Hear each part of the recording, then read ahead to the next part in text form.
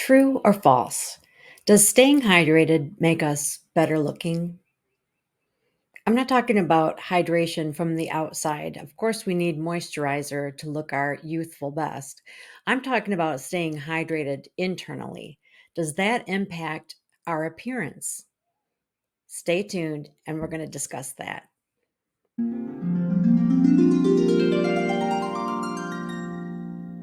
I'm Michelle Fox from Michelle Fox Beauty and Michelle Fox Online, and we are in week number 2 of my Beauty Secrets series. Last week, we talked about the importance of getting enough rest, and that was very well received. Lots of people said that they fully concur. And this week, we're talking about the importance of staying hydrated. Before you freak out, I know that it is a topic that has been done to death. And what's funny is oftentimes there are truths that we have heard so many times, and yet we still don't apply them or take them seriously. And we all know how important it is that we drink adequate water. Oh, it's almost like you just kind of snore, roll your eyes when somebody brings it up. But are we actually taking measures to do that? So, myth or fact, if you're thirsty, you're already dehydrated. I've heard that if you're thirsty, then that means you're dehydrated, you need to rush out and get something to drink. Is that true? Myth or fact?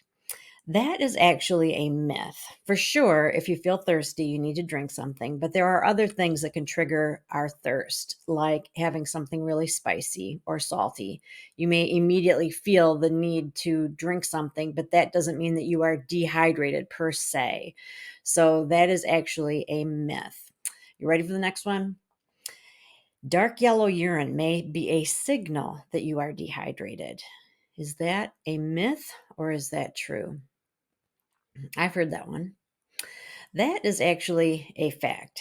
The concentration of our urine can let us know whether we are getting adequate hydration or not. That is something that can help us determine it. So we want to keep an eye on that, so to speak. You want to just be aware of it, I guess. So urine apparently is scored from 1 to 8 on like a color level, and the lightest 4 colors mean that you are in a healthy hydration range, and then the darkest 4 shades mean that you probably are somewhat dehydrated. So that is something that you can use to determine whether you're getting adequate hydration. Moving on. To avoid dehydration, drink as much water as you can. In other words, there's no such thing as too much water. Is that fact or fiction? True or false? That is actually a myth. You can have too much water. And I think that there was such a focus on water for a while that people got out of control, and you only need so much. And so there is such a thing as enough. The takeaway for me with this is that don't feel like there's I felt like I could never drink enough water. Therefore, it just seemed like an impossible task. Like it just was so overwhelming that I hardly felt like, I wasn't motivated to even try. But there is a sweet spot. There is enough. There is a point where you've got adequate hydration. And if you get too much water, especially if you have certain conditions or if you're an athlete or if you take certain medications, your sodium level can be dangerously low, and then that is a condition all its own. And so you can be overhydrated, and you don't want to go there. But the takeaway is that you don't have to drink and drink and drink and drink in order to have adequate hydration. So that's a good thing. Some groups are at higher risk of dehydration than others. Is that fact or fiction? That is a fact. Children, pregnant or nursing women, older individuals, people that have certain infections or illnesses, they have to be more careful of their hydration intake. You can only get hydrated by drinking liquids. So, hydration, liquids, is that correct? Fact or fiction? Fact or fiction? Fact or fiction? Are liquids the only way that you can get hydrated? That is a myth. You can get hydrated from watery fruits, juicy fruits, which makes me think of gum, juicy fruits and vegetables. I know that there was a point where was having a hard time drinking enough fluids, and the doctor that I was working with said, you're probably getting plenty because you drink, or excuse me, you eat so much salad and you have so many fruits. You have to remember that you're getting hydrated from that. We get about 80% of our needed hydration through liquid and 20% through our diet, the food in our diet, typically fruits and vegetables. So bear that in mind, that counts as well. It's not just drinking water. All right, too little sleep. Ooh, this ties in with last week. Too little sleep may dehydrate you. Is that true or is that false? Dee, dee, dee, dee. That is true. I'm not sure why. Let me read my crib notes. Yet another reason to snooze enough. Adequate Z's may help you stay hydrated. There was a study published in the journal called Sleep, and it found that those who slept 6 hours each night were more dehydrated than those who regularly slept 8. In a potential reason, scientists point to the disruption of vasopressin, VASOPRESSIN, a hormone released at night that helps your body maintain its hydration status. That is interesting. All right, moving on. We just have a couple more to go. Everyone needs 8 glasses of water a day to avoid dehydration. I used to hear that in the weight loss group that I was part of. Everybody needed 8-ounce glasses every single day. True or false? That is actually a myth. It really depends on your activity level, your weight, uh, your climate. There are lots of different things. And if you want to get very specific about your personal water intake needs, talk to your doctor.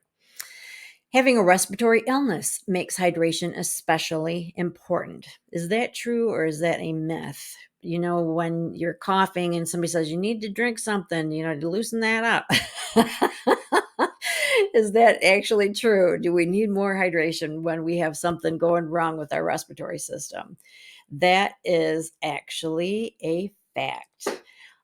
Any health issue that increases fluid excretion increases your fluid needs. All right, 2 more to go. If you're dehydrated, drinking more water is the remedy. We've kind of already given this away. Is that myth or is that fact? That is a myth because, as we have referred to, you can also eat watery vegetables or fruits. So, if water is just not your bag, you can do that. But you can have flavored beverages, flavored water. Yes, even tea and soft drinks do count, but you have to do kind of the cost benefit analysis of it all. So, for example, with coffee, that does count toward your hydration, but it also has the caffeine, which is a stimulant. So you have to, consider the pros and cons of that as far as like considering that part of your fluid intake. In other words, you don't want to rely on 10 cups of coffee to get all of your fluids in the day. But I think that's fairly obvious. All right. And the last one is this true that sometimes you can mistake thirst for hunger? Anybody that's ever been on a diet has heard about this one. That is actually true. That sometimes we think we're hungry. We feel like we need something. We're kind of like agitated. We want a snack and we assume that that's hunger, but we're actually thirsty. There's something in our body telling us that we need something, and we just assume that we need a snack, we need something that's, we want to chew, but we actually are thirsty and our body needs to get hydrated. So it's a great idea, especially if you're trying to lose weight, to drink something first and see if that satisfies that need. All right, so let's talk about why we need to be hydrated internally in the first place. Like what are the benefits of that? It flushes out toxins, it improves our digestion, and it supports the overall functioning of our body. We are less likely to get constipated. We are able to process our food better. We're able to absorb vitamins and minerals and sources of nutrients better. It aids in the absorption of essential nutrients, ensuring that your body receives the nourishment that it needs. Hydrated skin, which is part, our skin is part of our body. So when we are internally hydrated, our skin everywhere looks plumper, more supple, and has a natural glow. So not just our face, but like our whole body is going to look uh, healthier. It's going to, the comparison between a grape and a raisin. Water helps maintain skin elasticity. And I'm talking internally hydrated helps maintain your skin elasticity, reduces and that in turn will reduce the appearance of fine lines and wrinkles. Proper hydration can also alleviate common skin issues like dryness, flakiness, and irritation. The part of hydration that we are most familiar with is hydrating our skin externally. And that is super important. And before I even go through the actual list, I want to mention this, that even before there were age fighting products, I noticed that women who consistently moisturized their skin always looked younger longer. And now we have the added bonus of these age fighting ingredients. But I've always been keenly aware of the fact that staying hydrated is very important. And keep in mind that water and oil are two different things. Even if you have oily skin, you still need hydration for your skin. You still need moisture for your skin. So the first thing that we need to do, obviously, is use hydrating products. And the types of products that we need would be something that has hyaluronic acid, glycerin, ceramides. We want to see things on the packaging that says that it locks in moisture, that it prevents water loss, and that it keeps your skin hydrated throughout the day. Obviously, you want to be working with brands that are reputable. Anytime that you can see statistics, before and afters, scientific studies, that is helpful as well. If you're going to invest in something, you want to make sure that it's actually working. In addition to using great hydrating products, you want to make sure that you're not stripping away all of your natural oil by using too harsh of a cleanser. We thankfully have cleansers that are made specifically for our skin type. So if you are using a cleanser, let's say you have normal to dry skin and you're using a cleanser that is really geared towards someone with blemish prone, oily skin, you are very likely stripping away too much of the natural oil from your face. And so you are not helping yourself. So you want to make sure that you are matching up the cleanser that you are using with your skin type and that you're avoiding harsh cleansers. Like for example, you don't want to use Dial soap. Okay, I'm sorry. I know some people do, but you don't want to do that for your face. You want to get something that is formulated for your face, for your skin type. Also, some extras. It doesn't hurt to give yourself some extra hydration with like hydrating masks are really popular. There are different gels, especially for the eye area. Patches are really popular right now. There are hydrating patches that you can put on different areas of your face where you might have deep wrinkles, or to put in your eye area to decrease puffiness or to help the fine lines and wrinkles in the eye area. Anything that you see that has aloe vera, cucumber, or honey, those are all known for their hydrating properties. So those are great choices. When you shield your skin from harmful UV rays, you're not only protecting your skin from potential skin damage, but also you're keeping it hydrated. The sun damage can dehydrate your skin is what I'm trying to say. So when it comes to staying hydrated, we're talking about both internally by consuming beverages and watery fruits and vegetables. You don't have to go overboard, but you want to make sure that you stay hydrated and avoid being dehydrated, and that you also are hydrating externally with products that have the right ingredients like glycerin and ceramides and hyaluronic acid. And that you are taking some extra measures since we have them available to us. Why not splurge? It's also a great opportunity for some self-care time, and use hydrating masks, sheet masks, eye patches, gels, any type of gel treatment is going to be hydrating, but it's also very soothing. It's nice in the summertime as well. So hydrate internally and externally. It is going to keep the skin looking more supple, smoother, and plumper. And this is one instance where plump is a good thing. And because of those things, it is going to help um, eliminate, well, maybe not eliminate, it's going to help reduce the appearance of fine lines and wrinkles, but more so, it's going to delay the onset of them. So the longer that you can stay hydrated, when you begin at a young age, having an appreciation for staying hydrated inside and outside, you will delay that fine line and wrinkle situation. And that's what you want to do. That is, again, like how we don't like to hear that we need to drink water because we've heard it before. Young people feel like, oh, I don't have to worry about my skin. I'll worry about that when I get old. But if you take measures early on, you will really delay that onset, the look, the premature aging, the signs of age. And that's what you want to do as much as possible. So even though these are pretty simple, and I know you've heard it before, I think sometimes we need to remind ourselves, and this is one of those times. I know that I am reevaluating my own hydration.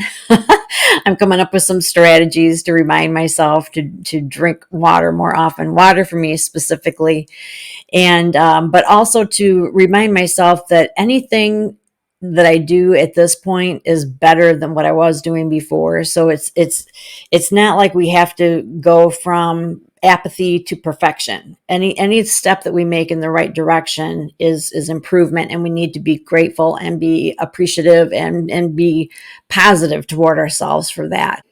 I have some hydrating products that have been my favorites for a long time. I'm going to list them in the body of the blog and give you some clickable links so that you can shop if that's something that you're looking for. And as always, I will have a freebie there. And I'm still promoting my freebie called 10 Best Kept Beauty Secrets. We're not going through all 10 during this series. We're just going through a couple. But it's a really good freebie, and there are lots of fun things in there, clickable links, resources, references, and lots of shopping opportunities. So you want to make sure you go to my blog and snag that.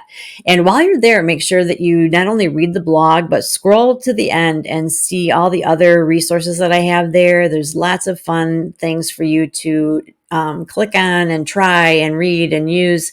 I try to provide all kinds of opportunities for you to learn more about self-care and looking your beautiful best at 40 and beyond. I'm here for you. I want you to consider me your online beauty resource, and come back next week for beauty secret number 3, which I'm not going to tell you what it is because I want to keep you curious. All right. So thanks so much for your time and attention. If you got anything out of this video, please give it a like, share it with a friend who may enjoy it as well. And be sure to subscribe to Michelle Fox Beauty if you're watching on YouTube. If you're watching on my blog, or if you are reading the blog, go all the way to the bottom and there's a little tiny box that you can check to get on my newsletter mailing list. Thanks again and have a great rest of your day.